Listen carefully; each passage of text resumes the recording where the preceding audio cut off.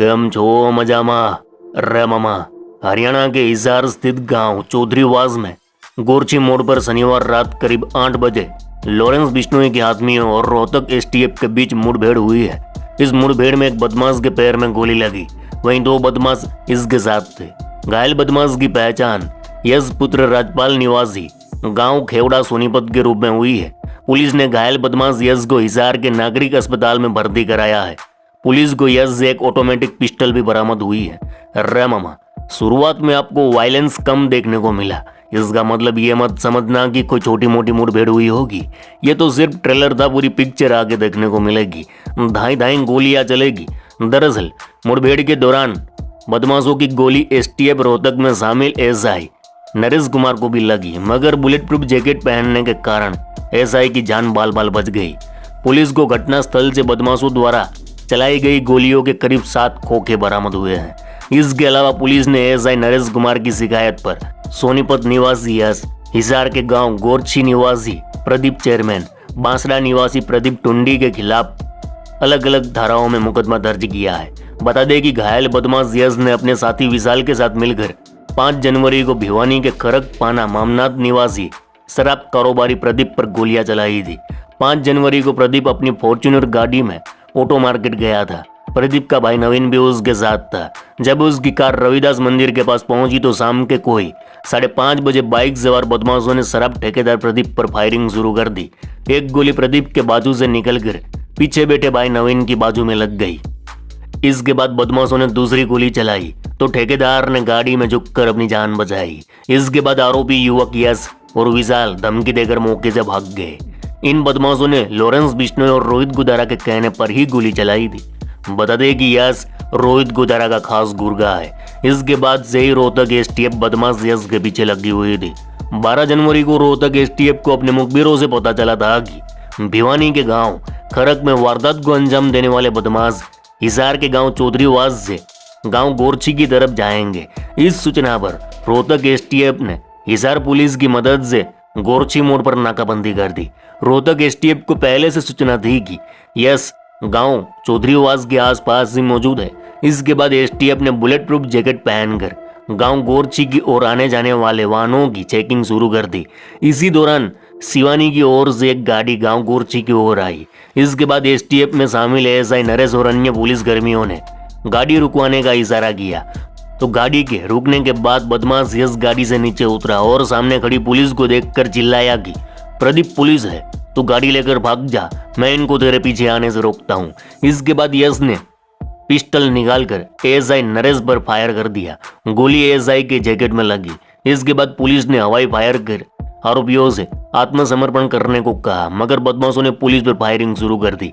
करीब दोनों ओर से 10 से ज्यादा गोलियां चली। इसी दौरान बदमाश ने पुलिस पर फायरिंग करते हुए खेत के रास्ते में भागने की कोशिश की, मगर पुलिस की गोली बदमाश के पैर में जा लगी। वहीं कार में बैठे दोनों बदमाश मौके का फायदा उठाकर भाग गए। पुलिस ने बदमाशों के पास से कारतूस और ऑटोमेटिक पिस्टल बरामद की है। अरे मामा, ये तो हो गई लॉरेंस के आदमियों के एनकाउंटर की बात, लेकिन अब जो मैं बात बताने वाला हूँ उसे ध्यान से सुनिएगा और इस बात से शायद लॉरेंस बिश्नोई और उसका पूरा गैंग हिल जाएगा। क्योंकि जब से लॉरेंस बिश्नोई ने सलमान खान के घर पर फायरिंग की, फिर सलमान के अजीज दोस्त बाबा सिद्दीकी का जिस बेरहमी से कत्ल कराया, उससे उत्तर भारत के गैंग लॉर्ड लॉरेंस के कदम मुंबई पर पड़ गए और मुंबई में इस गैंगस्टर की पकड़ भी मजबूत हो गई। लेकिन बाबा सिद्दीकी के कत्ल के बाद से एक सेम पैटर्न वाली घटना भारत के अलग अलग राज्यों में बढ़ गई है। यह पैटर्न है रंगदारी की। पहले क्या होता था कि अलग अलग गैंग्स, नामी गैंगस्टर अपने टारगेट से एक्सटॉर्शन के नाम पर वसूली करते थे, रंगदारी मांगते थे। लेकिन पिछले कुछ महीने में आपने न्यूज और मीडिया की हेडलाइनों में देखा होगा कि भारत के अलग अलग राज्यों में जो रंगदारी विरोधी घटनाएं सामने आ रही है, उसमें लॉरेंस बिश्नोई के गुर्गों का ही नाम सामने आ रहा है।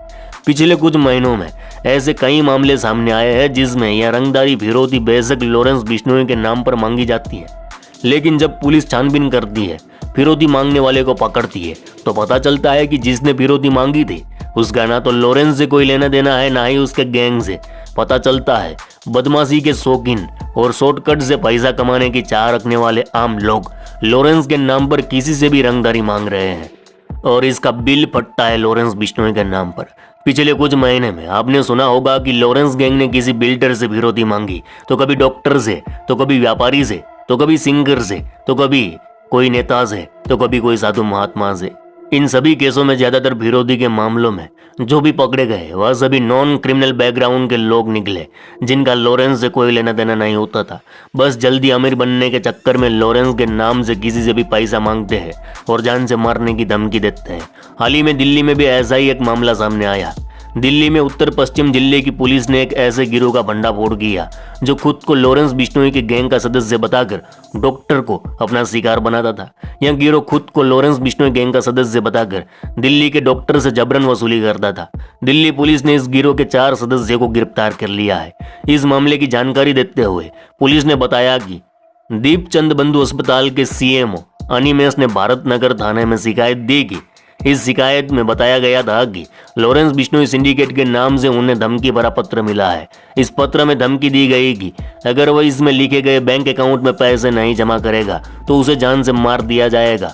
पुलिस ने मामले को गंभीरता से लेते हुए उसे स्पेशल टीम बनाकर मामले की जांच शुरू कर दी। बैंक अकाउंट से लेकर संदिग्धों के लोकेशन ट्रेस किए गए।